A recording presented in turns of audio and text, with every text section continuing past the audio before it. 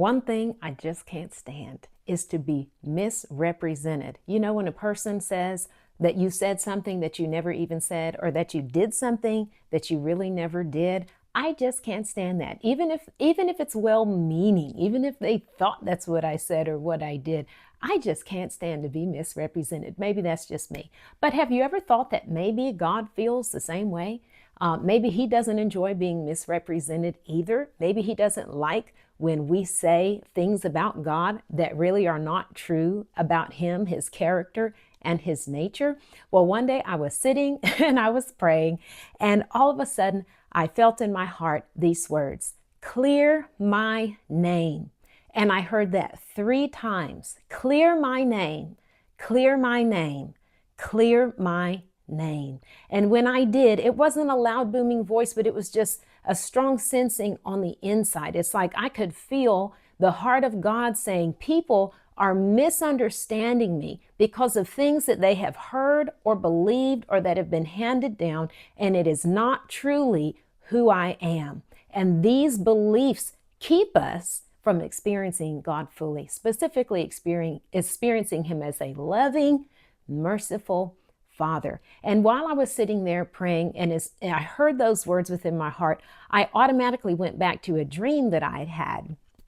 You know, I love dreams. I love to write them down. And it reminded me of this dream that I had years ago. And in this dream, I was in the kitchen and cooking. And you can tell that there was all kind of things going on in the house. There were people there that I didn't know, but I could tell that in the dream I knew them, and we were all hanging out together. But we were cooking, and in part of the dream, a young man came up to me and he said, "You know what? If your dad was here," because there was music playing, and he said, "If your dad was here, he would be dancing like this." And he started dancing and doing these little moves, you know. And I looked at him and I said, "No, if my dad was here, he would be dancing like this." Now, if you knew my dad, you know my dad can get down, okay? And he likes to dance. And so I started to dance in a way that I had personally seen and encountered my natural dad dancing for years, right? So I knew how my dad danced, and I knew the way that this young man was thinking my dad would dance. It was only a small portion of the intensity and passion that my dad would actually be dancing with. So because of my experience and my personal encounter with my natural dad, I was able to show him the way that my dad would really be getting down, which I won't do for you here on this video.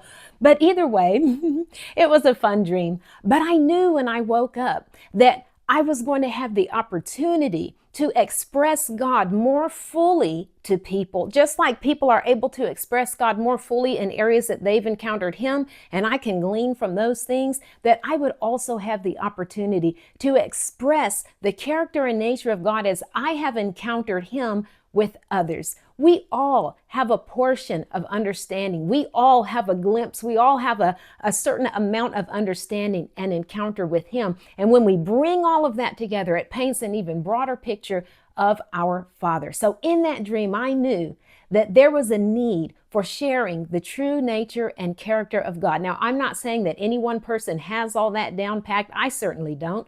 But what I do have is what he has shown me and what he's given me. And I'm so excited to share it with you. So we're going to go on a journey for the next few weeks. And I'm just in my head, you know, I'm just calling this Clear My Name. These are things that I have learned along the journey that kind of like blew my mind, because I had viewed God in a certain way and I didn't realize that it was quite as limited, maybe not just faulty or wrong completely, but it was only a portion. It was only a fragment, a small piece of what God wanted to show me. And even what he's shown me recently, it's still just another small piece. But I'm so excited about those pieces that he's revealing and having the opportunity to share them with you. So I want to just address very quickly why it's important that we have a good understanding, or a biblical, true understanding of what God has to say about himself. So this passage here in Galatians chapter 5, we're going to read verse 9 from the Passion Translation. It really is a great explanation of why it's important that we don't believe lies or even half of a truth that doesn't fully represent who God is. And this is Paul talking to the Galatian church.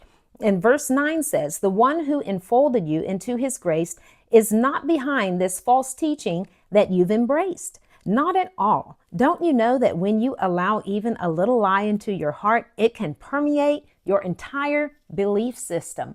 And you would think that Paul was talking about some grievous sin like adultery or lying or stealing or one of these things, which are bad and we don't want to do, right? But you know what Paul was actually talking about? The Galatian church had first received the gospel and they believed that what Jesus did on the cross was enough to make them right with God.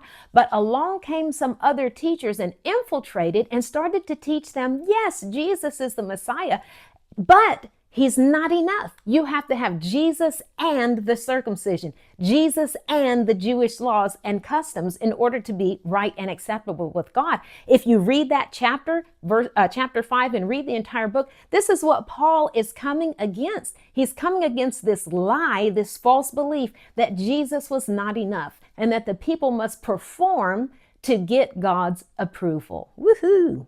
I'm so glad that what Jesus did was enough. But the point here is that he says that even a little lie can permeate your entire belief system. And you know, the life that we live, we create it out of our system of beliefs that are on the inside of us.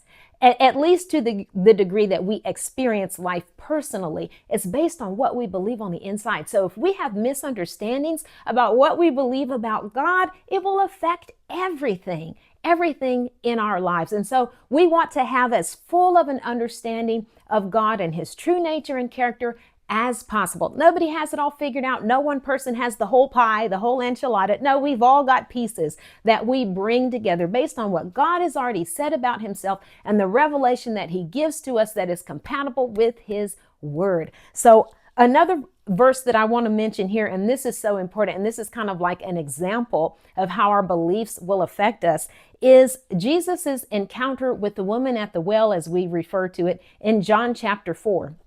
And I'll put the reference up, but it's a nice long story there, so I'm not going to go into the time to read it all. But Jesus is encountering this woman at the well, and she is declaring that she is a Samaritan woman. So she's really shocked that Jesus is even talking to her in the first place, much less asking her to get him a drink of water.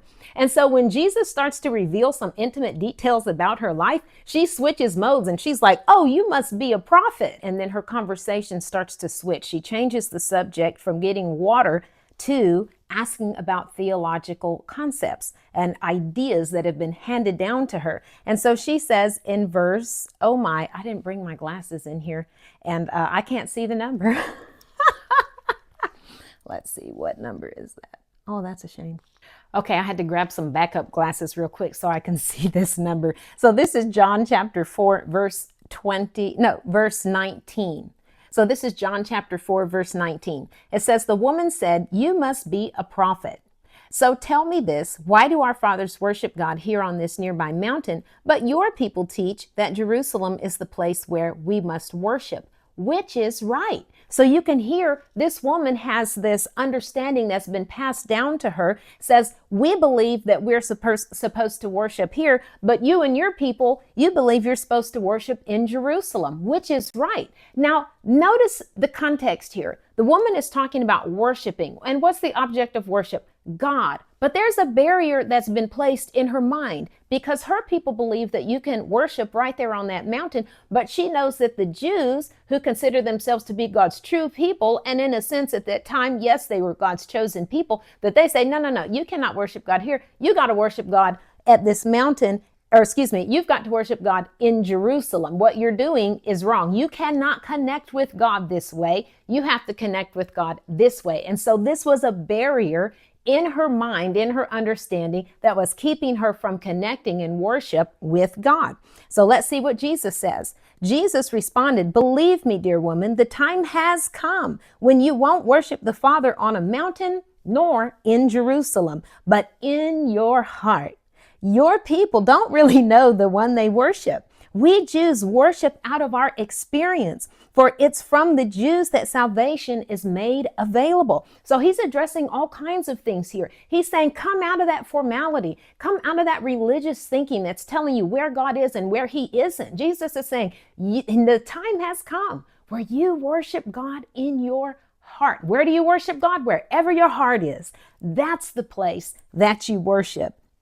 And then he says in verse 23, from here on, worshiping the Father will not be a matter of the right place, but the right heart. For God is a spirit, and he longs to have sincere worshipers who worship and adore him in the realm of the spirit and in truth. So this woman had an understanding. She had a cultural understanding, and it may even have been accurate to some extent, okay, at that time. But what Jesus was addressing was, this is putting a barrier between you and worshiping your Father. You don't have to be in a right place. What you have to have is a right heart. And don't you know that opened the door for her to move into relationship with God, because Jesus removed the barrier by unveiling the lie and revealing the truth. And that's how important our understanding of God is and the way that we see him. You know, it's not so much that you know a whole lot about God, but to me, it seems more important that what you do know about God is accurate.